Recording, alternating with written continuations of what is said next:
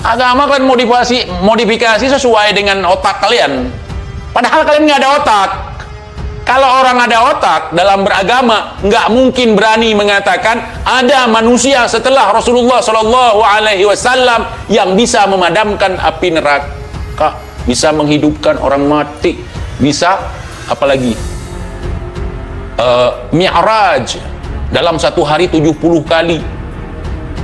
Bahkan Rasulullah satu kali Isra Mi'rajnya selalu kita rayakan dan tercatat di dalam Al-Quran sebagai peristiwa yang sangat luar biasa. Kalian mau nandingi Rasulullah? Lama-lama ini ceritanya si Bagil Mukaddam ini bakal jadi nabi. Otak kalian kagak ada. Seolah-olah dia punya apa? Punya apa? Bukan karomah. Kalau nabi apa? Mu'jizat. Lama-lama itu Bagil Mukaddam punya kitab suci sendiri. Kalau kita lihat rentetan kejadian cerita dongeng kalian itu, Rizik aja dia bilang wali. Si Rizik aja, kata si Hanif menantunya, jasadnya itu seperti jasad Rasulullah, menyerupai. Kemudian akhlaknya seperti akhlak Rasulullah. Akhlak Rasulullah itu Al-Quranul Karim. Jauh Rizik itu, jauh sekali. Baru dibully sedikit aja udah panik, udah telepon ke Aceh, datangi itu si Aceh, datangi itu si Gondrong, jangan ngomongin tentang aneh lagi. Kalau mereka sempat ngomong seperti itu nggak laku lagi aneh 2024. Mana ada nabi kayak gitu? Indonesia tanah air beta, pusaka abadi nan jaya. Masya Allah, budak nih, budak. Masya Allah, kalau ana lihat muka Habib Bahar, kalau ana lihat muka Habib Rizik, langsung ana kepikiran tamfannya cucunya. Gimana dengan Rasulullah ya sebagai datuknya, ya Allah.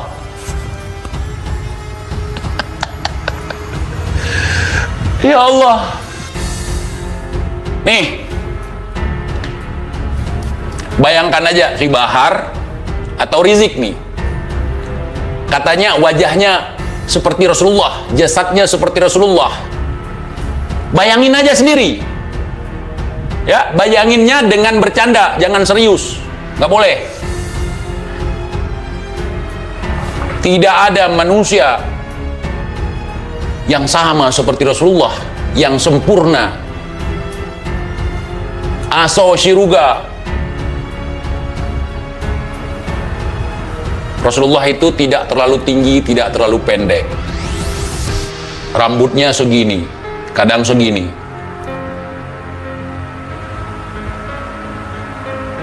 Matanya hitam pekat. Alisnya seperti pedang. Di tengah seolah-olah seperti bersambung. Jenggotnya sangat rapi.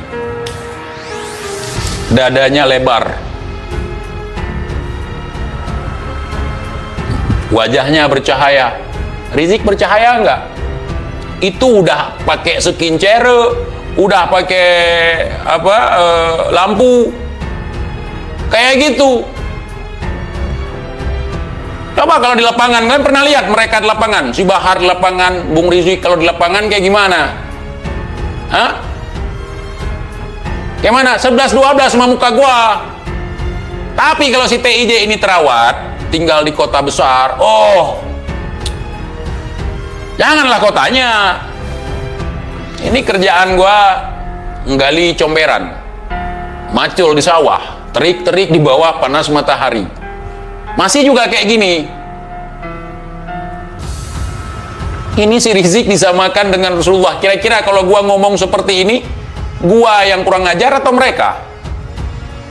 Nggak nanggung-nanggung pansosnya Rasulullah. Rasulullah disama-samain nama dia. Hei, jangan begitu.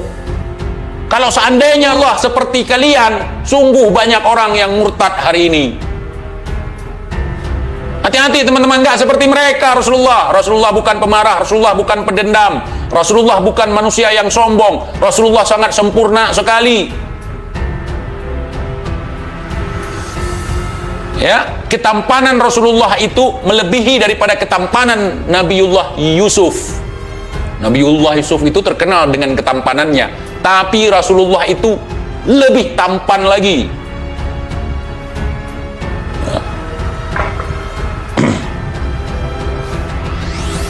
Karena Nabiullah Yusuf juga tercipta dari pancaran nurnya.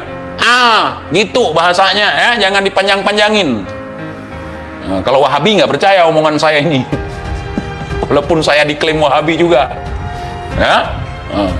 Jadi nggak ada pertanyaan lebih tampan siapa, Rasulullah dengan Nabiullah Yusuf. Nggak ada pertanyaan itu. Intinya, pokoknya itu di Rasulullah. Khatamul Anbiya, penyempurna akhir zaman, akhir penutup para nabi, penyempurna. Nggak mungkin penyempurna nggak sempurna kan? Akhlaknya sempurna, rupanya menawan. Ini disamakan sama Rizik. Gua nggak bisa bayangkan kalau disamakan seperti itu. Ketika dengar cerita tentang Rasulullah, rambutnya ikal, hitam, cuman beberapa lembar warna putih sampai beliau wafat. Dadanya lebar bidang, perutnya nggak buncit. Saudara, ada orang buncit disamain dengan Rasulullah.